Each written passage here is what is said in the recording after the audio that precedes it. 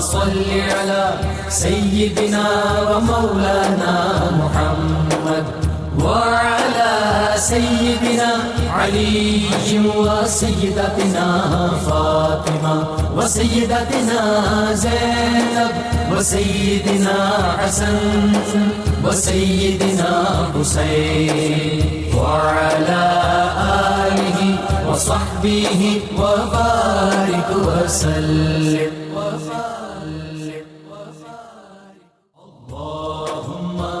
بسمillahirrahmanirrahim. السلام علیکم ناظرین. پروگرام صبح نور کے ساتھ آپ کا میزبان نذیر احمد غازی حاضر ہے. ناظرین کرام، حضرت ابو انیس محمد برکت علی صاحب رحمہ اللہ کی مشہور تالیف اسماء النبی الکریم صلی اللہ علیہ وآلہ وسلم سے ایک اسم مبارک پڑھنے کی سعادت حاصل کر رہا ہوں. سیدنا الصادق صلی اللہ علیہ وآلہ وسلم، ہمارے سردار حق و صداقت کے علمبردار، درود و سلام بھیجے اللہ آپ صلی اللہ علیہ وسلم، آپ کی آل پاک اور آپ کے صحابہ کرام پر. حضرت عبداللہ بن مسعود رضی اللہ عنہ فرماتے ہیں کہ رسول اللہ صلی اللہ علیہ وآلہ وسلم نے ارشاد فرمایا، ہمیشہ سچ بولو کیونکہ سچ نیکی کی طرف رہنمائی کرتا ہے اور نیکی جنت کی طرف رہنمائی کرتی ہے. اور فرمایا جب کوئی آدمی ہمیشہ سچ بولتا ہے اور سچ کی تلاش میں رہتا ہے تو اس کا نام اللہ کے نزدیک سچے لوگوں کی فہرست میں لکھ دیا جاتا ہے. رحمت عالمین صلی اللہ علیہ وسلم نے فرمایا، جھوٹ سے ہمیشہ بچو کیونکہ جھوٹ گناہ کی طرف رہنمائی کرتا ہے اور گناہ جہنم میں لے جاتا ہے. جب کوئی آدمی ہمیشہ جھوٹ بولتا ہے اور جھوٹ کی تلاش میں رہتا ہے تو اس کا نام اللہ کے نزدیک جھوٹے لوگوں کی فہرست میں لکھ دیا جاتا ہے. ناظرین کرام، آج ہم ایک ایسی ہستی پاک کا ذکر پاک کرنے کی سعادت حاصل کر رہے ہیں جن کو صداقت سیدنا صدیق اکبر رضی اللہ تعالیٰ عنہ اور شجاعت شیر خدا حیدر کرار فاتح خیبر رضی اللہ عنہ سے ملی تھی. اس اعتبار سے نجیب الطرفین تھے، علوم کا حمالیہ تھے اور حلم کا بحر بے کراں، معرفت کا کلزم تھے اور سخاوت کا دریا، حیا کا پیکر، نور کا چشمہ، فیض کا منبع اور علم لدنی کا کوہ صفا. ان کے پاس صرف زمین کا فلسفہ ہی نہیں تھا، آسمان کی دانش اللہ تعالیٰ نے اتنی عطا کی تھی کہ دنیا کے بڑے بڑے ماہرین فن جو تھے، بڑے بڑے عالم اور فاضل اور فقیہ جو تھے، وہ ان کے سامنے طفل مکتب کی حیثیت رکھتے تھے.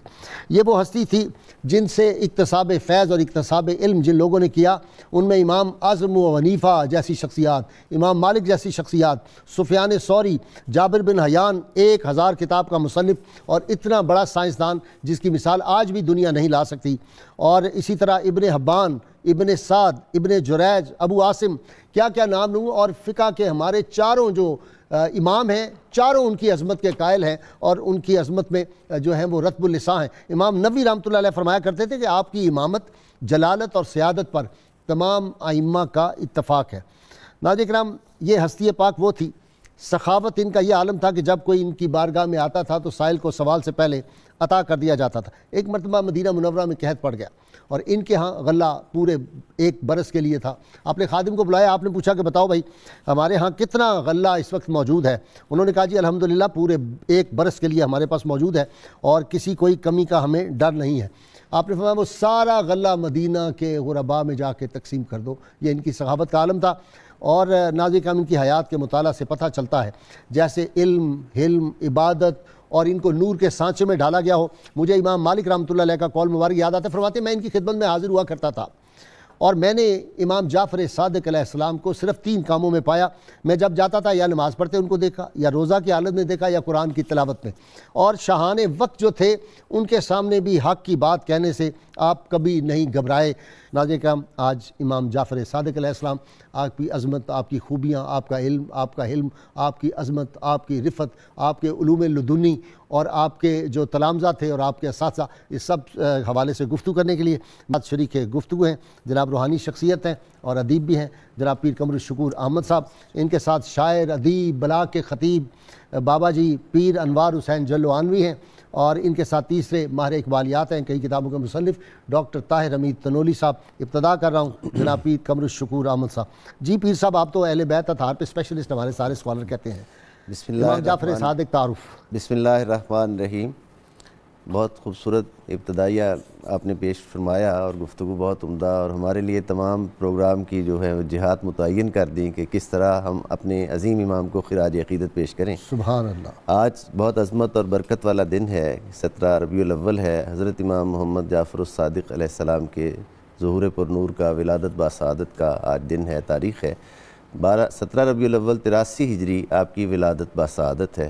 یہ آپ اپنے دادا حضرت امام زین العابدین علیہ السلام کی خدمت اقدس میں 12 برس تک ان کے فیض صحبت سے اور آغوش تربیت سے مستفیض ہوتے رہے۔ سبحان اللہ۔ امام زین العابدین، امام زین العابدین علیہ السلام جو خود مطلب علم حدیث کا اتنا عظیم سمندر ہیں کہ حضرت امام زہری جو اہل سنت کے عظیم محدث ہیں وہ فرماتے ہیں کہ میں نے حدیث مبارکہ پر زین العابدین علیہ السلام سے بڑھ کر کسی دوسری شخصیت کو نہیں پایا۔ سبحان اس آغوش میں آپ کو ایک طویل عرصہ صحبت کے حوالے سے میسر آیا، خون بھی رگوں میں وہی ہے اور پھر تربیت بھی اسی آغوش رافت و رحمت میں ہے۔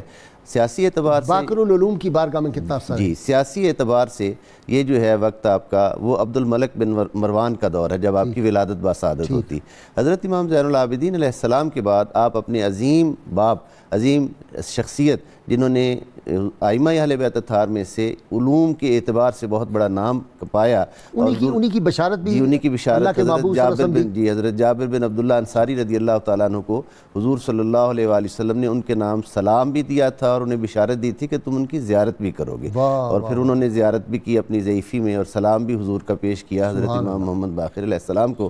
بہت سی عظمت کے پہلو ہیں، اسی بات سے ایک عظمت کا جو پہلو نکلتا ہے کہ آقا کے غلام ہر اعتبار سے جس جہت سے بھی ممکن ہو آقا کی بارگاہ میں سلام عقیدت پیش کرنا اپنے ایمان کے لیے، تازگی کے لیے ضروری سمجھتے ہیں، لیکن خوشا نصیب کہ جن کو سرکار دو جہاں صلی اللہ علیہ وآلہ وسلم سلام جن کے نام فرمائیں، اس سے آپ کی علمی اور روحانی عظمت کا اندازہ ہوتا ہے۔ حضرت امام جعفر الصادق علیہ السلام نے اپنی علمی اعتبار سے حضرت امام محمد باقر علیہ السلام کی صحبت میں جو وقت گزارا، اور چونکہ آپ کا حلقہ درس حضرت امام محمد باقر علیہ السلام کا ہزاروں کی تعداد میں تھا، اور دنیا میں اس وقت پوری دنیا کی کسی بھی یونیورسٹی میں اور دانشگاہ میں جو علوم نہیں پڑھائے جاتے تھے وہ حضرت امام محمد باقر علیہ السلام مدینہ منورہ میں مسجد نبوی میں پڑھایا کرتے تھے۔ اپنے خداداد علم کی وجہ سے اسی حلقہ درس سے آپ کی تعلیم و تربیت کا آغاز بھی ہوا، اور پھر اسی حلقہ درس کو آپ نے حضرت امام محمد باقر علیہ السلام کی شہادت کے بعد نہ صرف سنبھالا بلکہ اسے بہت زیادہ اور ترقی جو ہے وہ عطا کی۔ پیر انوار حسین صاحب، عظمت امام جعفر علیہ السلام ویسے بندے کے بس میں ہے کہ ان کی عظمت بیان کر سکے عام آدمی؟ بسم اللہ الرحمن الرحیم۔ جو کم و بیش اپنے دادا جان حضرت سیدنا امام زین العابدین کی گود میں ہی پلے پوسے اور کم و بیش 12-15 سال آپ سے اکتساب فیض کیا، ٹھیک، اور اپنے والد گرامی حضرت سیدنا باقر علیہ السلام کی خدمت میں اور آپ کے پاس کم و بیش 15-19 سال رہے۔ ان علوم ظاہریہ اور باطنیہ کے مینار نور کے پاس جنہوں نے اتنی زندگی گزاری، ان کے علم کا اور ان کے صبر و تحمل کا اور ان کے مقامات ظاہریہ کا اور مراتب باطنیہ کا کیا عالم ہوگا۔ جی، یہی بات ہے کہ یا تو حضرت مولا کائنات علی المرتضیٰ نے فرمایا تھا سلونی، واہ واہ سلونی، واہ، پوچھو جو پوچھنا ہے، واہ واہ، اور اب حضرت امام جعفر صادق علیہ السلام کی زبان پر آیا سلونی، واہ واہ، اچھا جی، سلونی، واہ واہ واہ، مجھ سے پوچھو، جس سے یہ معلوم ہوتا ہے کہ مولا کائنات باب مدینۃ العلم کا علم اور آپ کا تباہر علمی اور آپ کی شان و شوکت و رفعت و بلندی و انتماء و اطلاع اور استعلاء و استیلاء یہ ائمہ کرام سے ہوتا ہوا حضرت امام جعفر صادق کے پاس جب آیا تو وہ اس کمال کو پہنچا تھا کہ آپ جعفر کا معنی ہی ہوتا ہے بحر، ندی۔ اچھا، ہاں، جعفر کا معنی لغوی طور پر دریا ہے، ندی ہے جس میں علم کا پانی چلتا ہے۔ سبحان اللہ۔ اگر حضرت امام جعفر صادق کے نام کے ساتھ یہ جعفر کا معنی لیا جائے تو آپ ایسے بحر ناپیدا کنار ہیں جو کہ دلوں کی کھیتیوں کو علوم و کمالات و معارف سے سیراب کرتے ہیں۔ واہ واہ واہ، اور پھر جعفر کا معنی ایک یہ بھی ہے ایسی اونٹنی بہت دودھ دینے والی ہو، اچھا، یہ اس کا لغوی معنی ہے۔ سبحان اللہ۔ تو دودھ کیا ہے؟ یہ علم معرفت ہے، علم شریعت ہے، علم طریقت ہے، علم حقیقت ہے، اور علم وحدت ہے اور بہت سا دودھ دینے والے، یعنی آپ نے ایسے اپنے فیوزات و برکات سے ایک عالم کو بہرہ بر کیا کہ جس کو دیکھا اس کو کسی کو امام الفقہا بنا دیا اور کسی کو تابعی جیسے حضرت امام اعظم ابو حنیفہ اور کسی کو معبرین کا سردار بنا دیا جیسے حضرت سفیان ثوری اور کسی کو حقیقت سے ایسا آشنا کیا اور تمام علوم ظاہریہ سے اس کا ایسا دل لبریز کر دیا کہ اس کو ابن سیرین نے بھی ان سے کوئی امام ابن سیرین نے بھی ان سے اقتصاد ابن سیرین آپ کے شاگرد تھے، ان کو ڈانٹتے تھے کہ تم ہر وقت ہنستے رہتے ہو، ان کو ڈانٹ دیتے تھے کہ تم ہر وقت مسکراتے رہتے ہو، ہنستے رہتے ہو۔ مسکراتا وہی ہے جس کے سامنے جمال جانا ہو۔ اچھا، اور انہوں نے حضرت امام جعفر صادق کی کہنے کی اجازت دیجیے صورت میں جلوائے جانا کو دیکھا، اس لیے ہر وقت مسکراتے رہتے تھے۔ اور مسکرانا یہ پھول کا کام ہے۔ اے گل تیری بے کسی پہ دل ہلتا ہے، تو فقط ایک تبسم کے لیے کھلتا ہے۔ گل نے ہنس کر کے کہا کہ اے بابا یہ تبسم بھی کسے ملتا ہے؟ واہ، یہ تبسم بھی کسے ملتا ہے۔ جی ڈاکٹر صاحب، پیر جی بیچ میں کہیں نہ کہیں وات الوجود والا اپنا ٹچ ضرور دے جاتے ہیں۔ ظاہر ہے جی ان کے بلڈ میں یہ چیز ہے ماشاءاللہ، انہوں نے جو چیز اپنے آبا سے انہیرٹ کی ہے وہ بیان تو ہوگی۔ بھائی صاحب قبلہ امام جعفر صادق علیہ السلام کی شخصیت جو ہے وہ تمام ائمہ میں جو ائمہ اہل بیت اطہار ہیں، آپ دیکھیں کہ آپ کی شان امتیاز یہ ہے کہ ذات رسالت مآب صلی اللہ علیہ وسلم کا جو صفت صادق ہونے کی ہے وہ اگر بیان ہوئی ہے تو امام جعفر صادق کے نام کے ساتھ بیان ہوئی ہے۔ یعنی صادق اور امین آپ صلی کے یہ وہ اوصاف ہیں جہاں سے آپ کے پیغام اور دعوت کا خلق خدا کے سامنے آغاز ہوتا ہے۔ وہ جو ٹائٹل ہے صادق کا وہ آپ کو ائمہ اہل بیت میں سے امام جعفر کے ساتھ ملتا ہے، جس سے اندازہ ہوتا ہے کہ امام جعفر صادق کا تعلق آپ صلی کی ذات پاک کے ساتھ کس جہت سے ہے۔ اور بھائی صاحب دوسری بات یہ ہے کہ امام جعفر صادق بیک وقت اہل بیت اطہار میں بھی اور صحابہ کرام میں بھی اس گہرے تعلق کے حامل ہیں۔ آپ نے فرمایا والدنی ابو بکر مرتین، مجھے ابو بکر نے 2 دفعہ جنم دیا۔ وجہ یہ ہے کہ آپ کی والدہ محترمہ جو تھیں وہ حضرت اسماء بنت عبد الرحمن بن ابو بکر کے واسطے سے نواسی تھیں، حضرت ام مروہ جو تھیں، ام فروہ جو تھیں، اور حضرت قاسم بن محمد بن ابو بکر کے واسطے سے پوتی تھیں حضرت ابو بکر صدیق کی۔ یعنی آپ کی والدہ بیک وقت سیدنا ابو بکر صدیق کی نواسی بھی ہیں اور پوتی بھی ہیں۔ اچھا، علامہ نور بخش وکلی نے ایک عجیب ریفرنس دیا ہے یہاں پہ، سب ٹھیک کہہ رہے ہیں نا، پڑپوتی حضرت قاسم پوتے ہیں نا جی، پوتے ہیں جی، قاسم سیدنا عبد الرحمن کے صاحبزادے قاسم بن محمد بن ابو بکر جب پوتے ہی ہوں گے، جب میں نے پورا شجاع عرض کر دیا تو عرض ہے کہ علامہ نور بخش وکلی لکھتے ہیں کہ یہ جو امام جعفر صادق نے فرمایا کہ والدین ابو بکر مرتین، اس کا ایک اور مطلب بھی ہے، وہ یہ ہے کہ امام جعفر صادق یہ فرما رہے ہیں کہ میں نے ابو بکر سے علم طریقت بھی لیا اور علم ظاہر بھی لیا۔ اچھا، مجھے نقشبندیوں کے چونکہ امام نقشبندیوں میں بھی اور حضرت قاسم بھی آتے ہیں شجرے میں آتے ہیں، تو انہوں نے تذکرہ مشایخ نقشبند میں یہ قول امام جعفر صادق کا نقل کیا۔ تو گویا یہ ایک ایسی نسبت ہے جو ایک جامعیت کی شان کی حامل ہے اہل بیت اطہار کے لحاظ سے بھی اور صحابہ کرام کے لحاظ سے بھی۔ اور آپ کا جو مقام و مرتبہ ہے سیدنا علی حجویر نے جس انداز سے بیان کیا ہے کہ آپ فرماتے ہیں کہ امام جعفر صادق کون ہیں؟ آپ یوسف سنت ہیں، آپ جمال طریقت ہیں، آپ معبر اہل معرفت ہیں اور مزین اہل صفوت ہیں۔ کتنی بڑی بات ہے، یعنی آپ کی شان یہ ہے کہ سنت کو کمال تک پہنچا دیا آپ نے، اس کی تعمیل کو کس انداز سے آپ نے اس کی تعمیل فرمائی، اور جو اہل معرفت کے اسرار تھے ان کی تعبیر و تشریح آپ پہ ختم تھی، اور جو اہل صفا تھے ان کے صفا کو زینت اور حسن کے اعلیٰ درجوں تک پہنچانا یہ آپ کی شان تربیت تھا۔ یہی وجہ ہے یہ روشنی کی رفتار اور ایٹم کی قوت۔ یہ ابن الحسن نے جو کتابیں لکھی ہیں دیکھیں، اس کی کتاب ہے المنفعت جس میں اس نے افلاک کا اور مختلف کائنات کے جو فزیکل ورلڈ کی حقائق بیان کی، اس میں اس نے اس کا اعتراف کیا کہ یہ کتاب میں نے امام جعفر صادق ہی کی رہنمائی میں براہ راست لکھی ہے۔ تو یہ غازی صاحب یہ سارے علوم فی الاصل تو اہل بیت اطہار کے گھر کی میراث ہیں، اور جس نے جتنا تعلق وہاں رکھا اس کو یہ روشنی ملی، اور پھر ان لوگوں یعنی امام جعفر صادق اور ائمہ اہل بیت اطہار کے شاگردوں اور تربیت یافتہ لوگوں کے ذریعے یہ علوم پھر خلق خدا تک پہنچے۔ یعنی ابن الحسن کو غازی صاحب میں ایک ریفرنس دوں گا، دیکھیں اتنا بڑا آدمی ہے، اس نے جو کتاب العین لکھی، یعنی وہ بہت بڑا اپریشن بھی تھا، وہ آج بھی موجود ہے ویسٹ کے۔ جی ظاہر ہے، وہ سارا ابو علی سینا کو بھی اس طرح فالو کر رہے ہیں۔ اس میں جو اس نے آنکھ کا نقشہ دیا ہے وہ بالکل وہی ہے جو آج کی آپ نے مائکروسکوپک ریسرچ کے بعد دیا ہے، اور بہت سی چیزیں، کیمرہ سب سے پہلے اس نے بنایا، اس کا تصور اس نے دیا۔ تو یہ آئیڈیاز کہاں سے آ رہے تھے؟ آتے ہیں غیب سے مضامی خیال میں، پہلے ان کے سامنے کوئی کتابیں تو نہیں تھیں، نہ کوئی پریسیڈنٹ تھا، تو یہ سارے کے سارے انہی لوگوں کی تربیت تھی جو صاحبان علم لدنی تھے، تو ان کے ذریعے سے یہ علم جو تھا آگے منتقل ہوا۔ پھر سب کرامات بھی آپ کی بے شمار ہے ماشاءاللہ۔ جی بے شک جی، تو منبع ہیں برکات و حسنات کا، اور اللہ تعالیٰ نے بہت زیادہ شانیں اور فضیلتیں عطا فرمائی ہیں، عباسی وہ ذرا بادشاہ کے دربار میں وہ جو اس نے کہا تھا کہ میں سر پہ ہاتھ رکھوں، جی میں عرض کر منصور نے وہی وہ ذرا عرض سنائے نا کرنے لگا۔ اچھا اچھا، ایک بار عباسی خلیفہ منصور نے آپ کو بلایا اور بلا کر 2 دفعہ اس طرح واقعہ ہوا۔ ایک دفعہ یہ دوانکی اس کو کہتے تھے؟ جی منصور دوانکی۔ دو طرح کے واقعات ہیں۔ منصور نے ایک دفعہ آپ کو بلایا تو اس نے اپنے دربان سے کہہ رکھا تھا کہ جیسے ہی وہ اندر داخل ہوں ان کو شہید کر دیا جائے، لیکن نشانی بھی دی تھی۔ جی کوشچن یہ تھا کہ ہمیں جیسے کیوں دیتے ہیں لوگ، سر پہ ہاتھ رکھوں گا تو شہید کر دیا جائے۔ اچھا اب وہ اس نے یعنی کوئی حرکت ہی نہ کی، آپ تشریف لائے منصور کے پاس، اس نے عزت دی، بٹھایا اپنے پاس۔ جب دوبارہ جانے لگے تو اس کے بعد پھر وہ اس نے اس کو دیا، اس نے پھر توجہ نہ کی۔ اس نے پوچھا منصور نے بلا کر کہ کیا وجہ ہے، تو نے آتے اور جاتے، میں نے تمہیں کہا تھا نہ تو نے آتے شہید کیا نہ جاتے۔ اس نے کہا بخدا میں نے صرف انہیں آپ کے پاس بیٹھے ہوئے دیکھا ہے، نہ آتے دیکھا ہے نہ جاتے دیکھا ہے، یعنی میرے قریب سے گزرتے ہوئے نہ میں نے انہیں نہیں دیکھا۔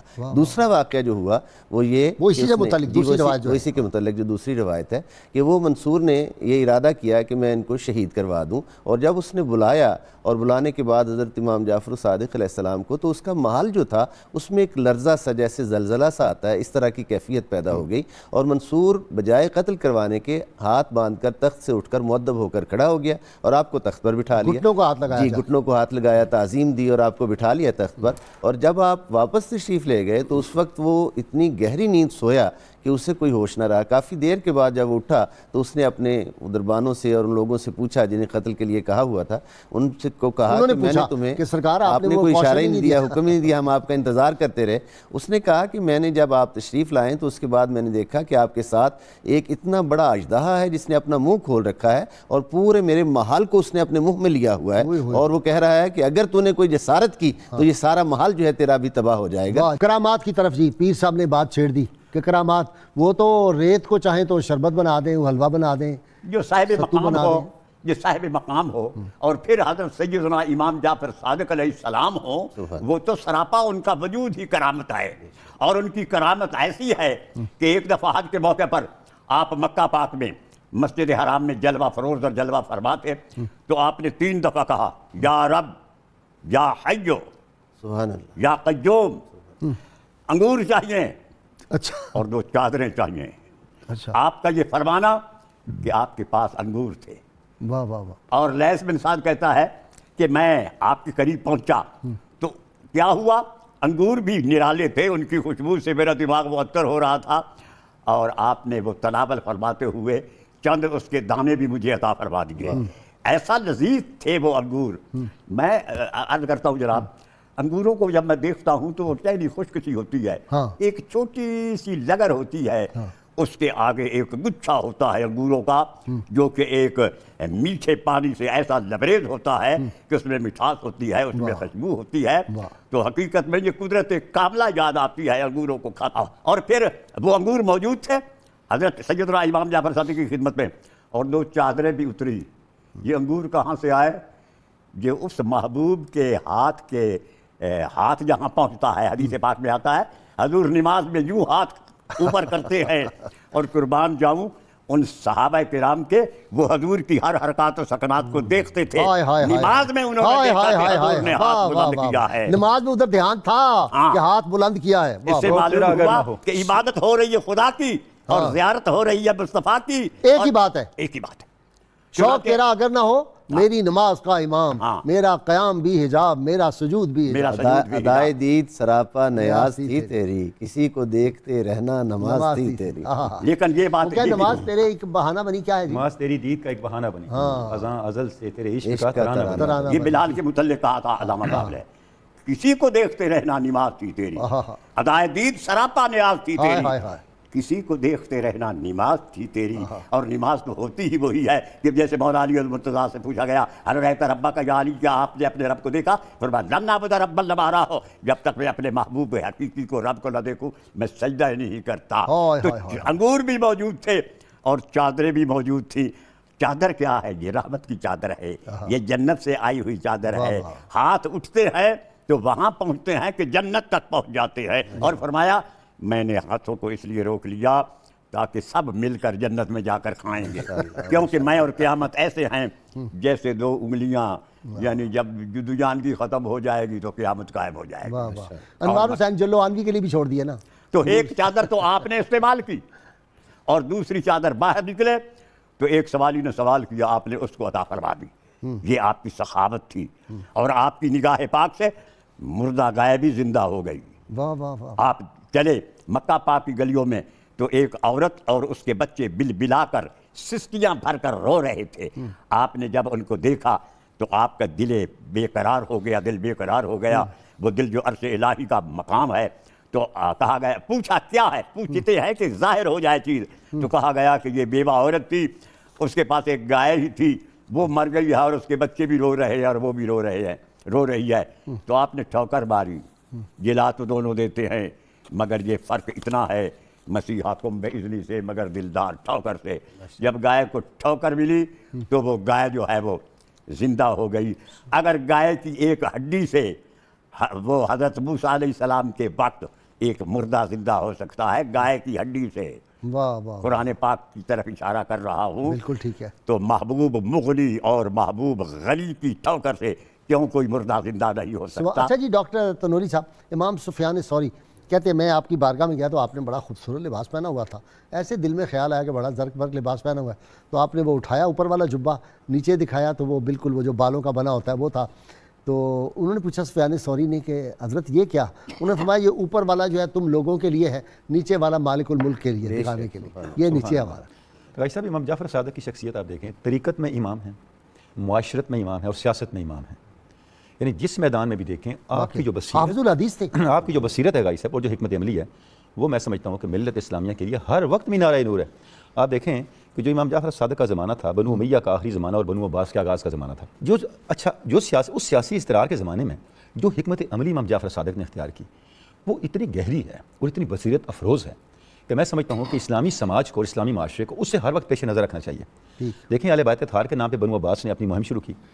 جب انہوں نے کئی علاقوں پہ قبضے کر لیے تو ابو سلمہ خلال، جن کو وزیر آل محمد بھی کہتے تھے اہل بیت کے تذکرے کثیر کرنے کی وجہ سے، انہوں نے آپ کو خط لکھا کہ اگر آپ فرمائیں تو آپ اس چارج کو سنبھالیں حکومت کے، ہم آپ کے لیے لڑیں گے مریں گے اور آپ خلافت کی ذمہ داری سنبھالیں. تو امام جعفر صادق نے کیا کیا؟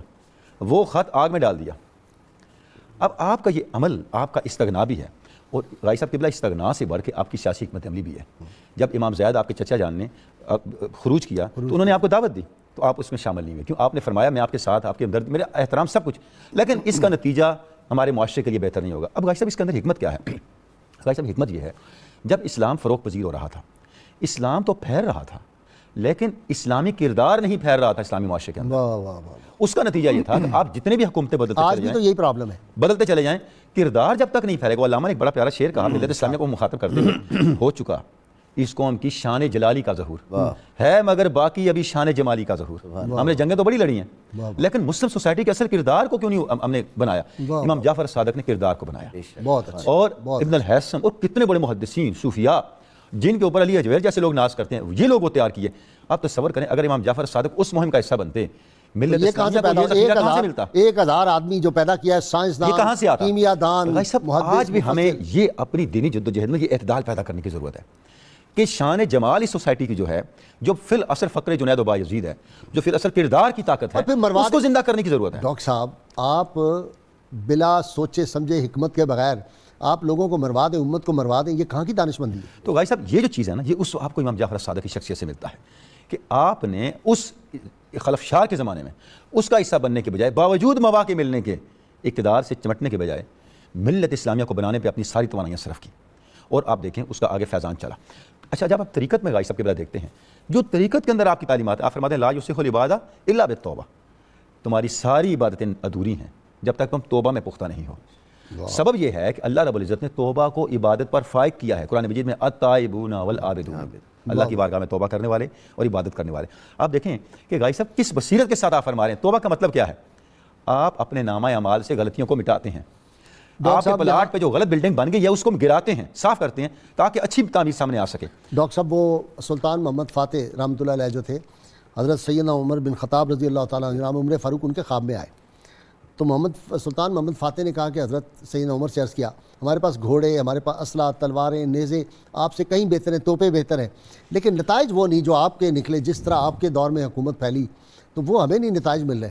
تو سیدنا عمر فاروق رضی اللہ تعالیٰ نے فرمایا کہ سلطان فاتح، ہم جب دنیا کو فتح کرنے نکلے تھے پہلے ہم نے اپنے آپ کو فتح کیا تھا، پھر دنیا کو فتح کرنے نکلے.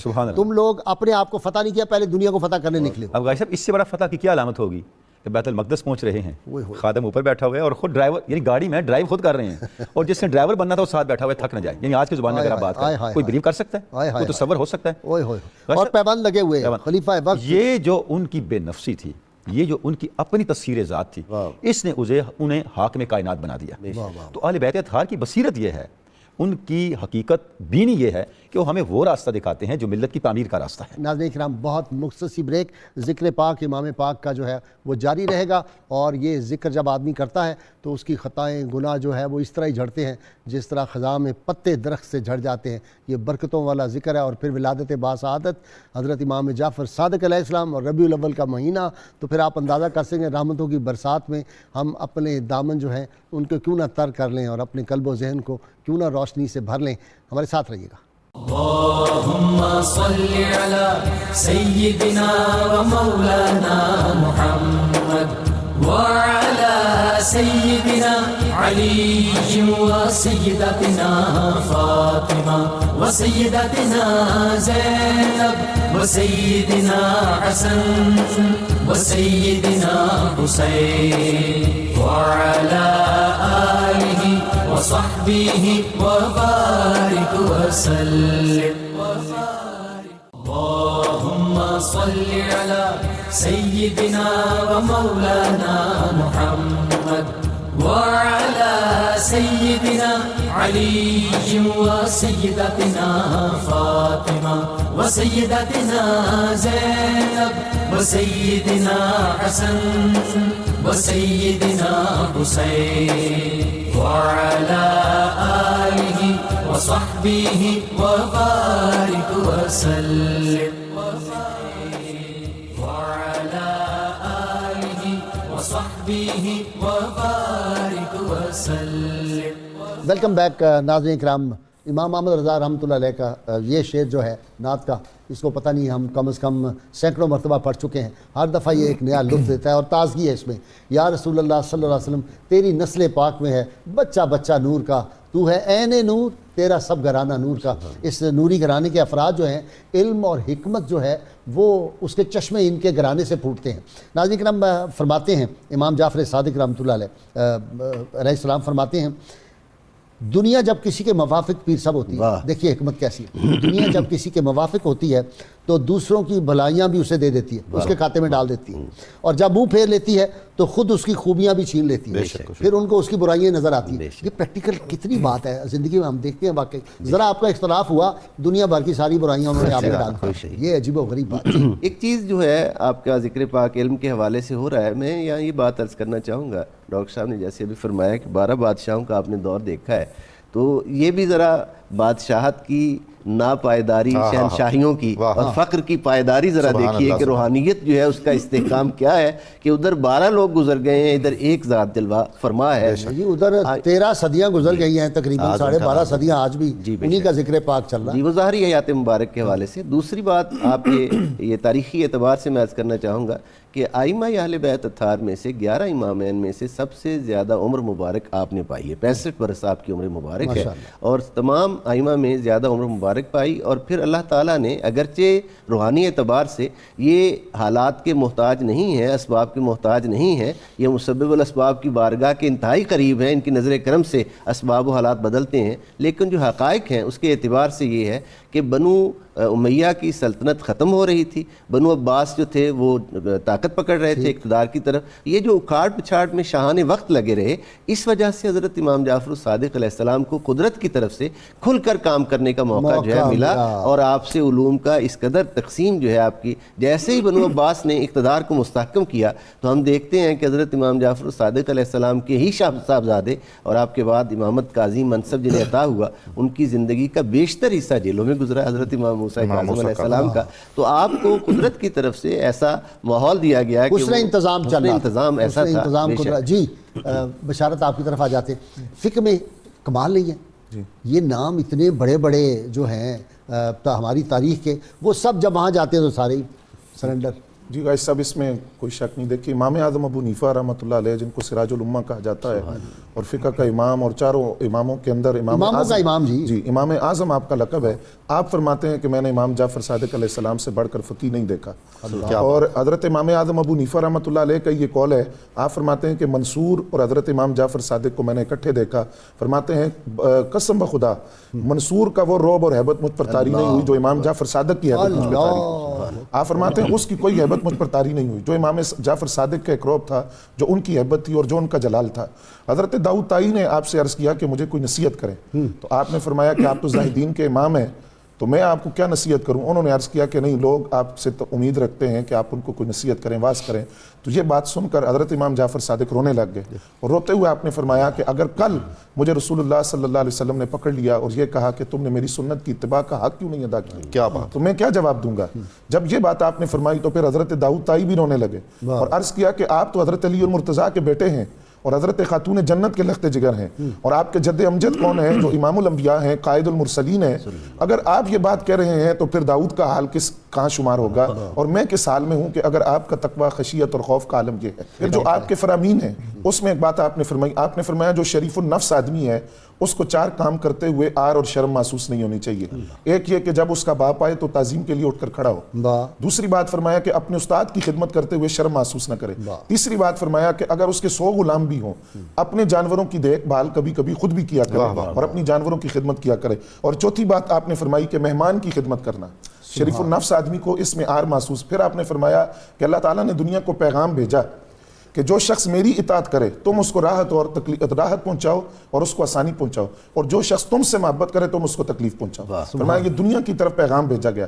फिर जिस तरह हज़रत शेख मुहक्किक ने लिखा कि अल्लाह ताला जब किसी शख्स को अपना कुर्ब अता फरमाता है तो उसको अपनी सिफ़ते कुन का मज़हर बना देता है, और वो जो अपनी जुबान से कहता है वही हो जाता है। यौम अरफा के दिन एक शख्स ने आपसे कहा कि मंसूर ने मेरे भाई को कैद किया है, तो आप दुआ फरमाएं। आपने फरमाया तुम घर पहुंचो। वो घर पहुंच गया। जब वो घर पहुंचा अपने भाई से पूछा तो उसने कहा कि जिस दिन यौम अरफा था उसी दिन दोपहर के करीब में घर वापस आ गया और रिहाई मिल गई। अच्छा डॉक्टर साहब, करामात तो मैं समझता हूँ इनके खिलौने हैं, बहुत करामात। इनके तो गुलामों को अल्लाह ताला इतनी करामात अदा करता है, बेमौसमे फल आ रहे हैं, जो वही लफ्ज़ कुन वाली जो अल्लाह ताला, वो हदीस पाक जो है कि मैं बंदे के हाथ बन जाता हूँ, बिल्कुल जिससे वो पकड़ता है। मैं ये आम वली की बात है। जी हाँ, अल्लाह के बंदे, और जो सिलसिला नूर से है उसका क्या आलम है, उनकी क्या। सब करामात यकीनन अपनी जगह बरहक हैं। और डॉक्टर साहब फिजिक्स, मेटाफिजिक्स, सुभान अल्लाह, साइंस, जोग्राफिया, साइंस की जितनी उलूम, जितनी बीमारियां इंसानी नफ्सियाती, जितनी जिस्मानी, हैरत होती है इतने उलूम। अकायद की बीमारियां भी, यानी एक तबका पैदा हो गया था उस ज़माने में जिनका ये एतकाद हो गया था कि नऊज़ुबिल्लाह आइम्मा में खुदा दाखिल है, हुलूल कर गया है, या आइम्मा किराम का वो दर्जा है जो पैगंबर का दर्जा होता है। तो हज़रत इमाम जाफ़र सादिक़ ने इसको बहुत शिद्दत से महसूस किया और आपने अकायद की दुरुस्ती की एक तहरीक चलाई और बिल्कुल अपने मोतक़िदीन को और अपने यहाँ आने जाने वाले को सख्ती से मना किया कि जिसका भी आइम्मा के बारे में ये अकीदा देखो उससे कतई ताल्लुक़ करो, उनके साथ खाना पीना भी नहीं है। जो इल्मी जिहाद आपसे ज़ाहिर हुआ है और जो अखलाकियात का और एतकाद का जिहाद आपने ज़िंदगी भर किया है, ग़ालिबन बतौर इमाम भी अल्लाह ताला ने आपको सबसे ज़्यादा वक्त अता फरमाया। 30 बरस या 34 बरस के करीब आपका दौर इमामत है जिसमें आपने इत्मीनान से ये किया। ऐसा मैं तो ये बहुत हैरत होती है मुझे कि हम छोटे छोटे लोग हैं तो हमारी अना और शख्सियत वो डैमेज हो जाती है छोटी छोटी बात पर। यानी इतनी जलालत शान का आदमी, हसब नसब का, ज़ुहद व तकवा का, और अल्लाह ने जिनको कुव्वतें भी अता की हैं। सुभान अल्लाह सुभान अल्लाह।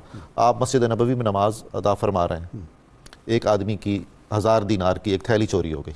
उसने देखा कि एक ही आदमी है, इसी ने उठाई होगी, और वो पहचानता नहीं था। उसको पहचान करवाने के लिए ये हुआ था सारा काम। जी जी वाह वाह। तो उसने आपसे कहा कि भाई मेरे थैली गुम हुई है, तो आपने ली है। आपने फरमाया उसमें था क्या? उसने कहा जी 1000 दिनार। आपने कहा मेरे साथ तशरीफ लाइए। क्या शान है जी, क्या हुस्न अल्फाज है। और आपने उसे घर ले जाके एक थैली 1000 दिनार की दी। वो आदमी वापस आया तो उसे अपने ही साजो सामान को समेटते हुए अपनी थैली मिल गई।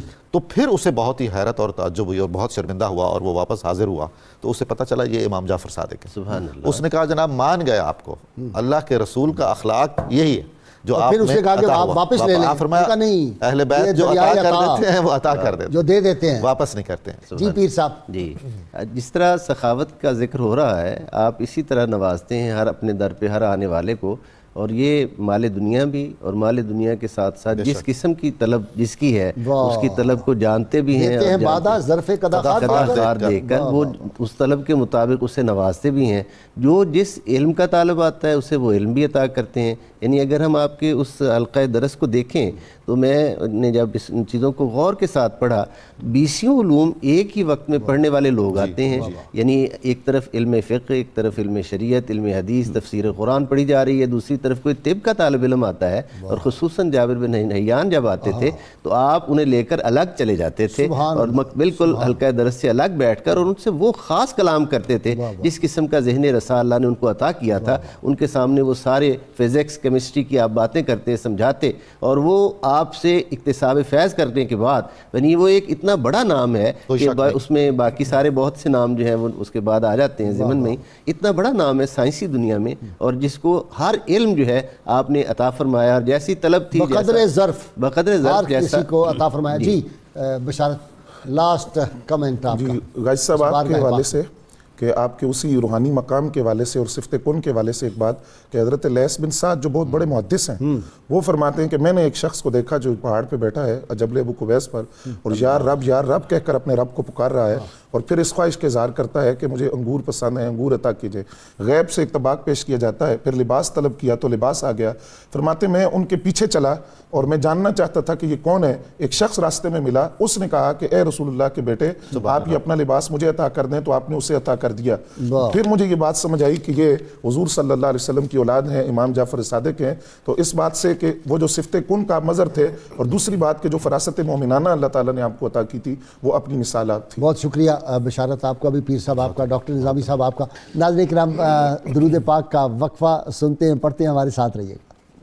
اللهم صل على سيدنا ومولانا محمد وعلى سيدنا علي وسيدتنا فاطمة وسيدتنا زينب وسيدنا حسن وسيدنا حسين وعلى آله وصحبه وبارك وسلم.